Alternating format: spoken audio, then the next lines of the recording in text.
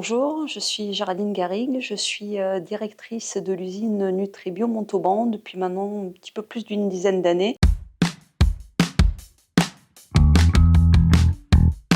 Concernant le parcours qui m'a amenée dans le monde de l'industrie, on va dire qu'il est relativement atypique.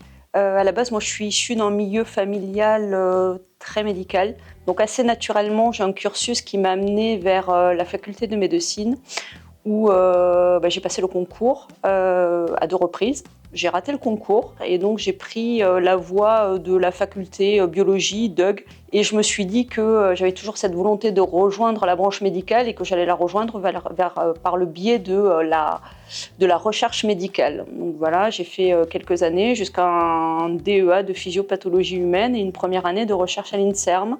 Et je me suis aperçue que ça ne me convenait pas. Et plutôt que de continuer vers des années de recherche et de thèse, j'ai stoppé là. Et du coup, j'ai cherché pendant quelques mois une formation qualifiante. Et donc, je me suis orientée un peu par défaut, on va dire, vers une formation, un master en qualité. Et en management de l'industrie, c'est un petit peu comme ça que j'ai rejoint la branche de l'industrie. Je suis rentrée sur l'usine de Montauban en 2004. Et au bout de 4-5 ans au poste de direction qualité, j'ai mon directeur général de l'époque qui m'a convoqué dans son bureau et qui m'a demandé si je n'étais pas intéressée de reprendre le poste de directeur usine suite au départ à la retraite du directeur de l'époque. Alors, moi, à titre personnel, j'ai vraiment jamais eu le sentiment d'avoir des freins ou d'avoir des remarques, des discriminations quelconques. À l'inverse, on m'a plutôt donné ma chance en venant me proposer des évolutions de poste. C'est pas forcément moi qui ai postulé sur des candidatures.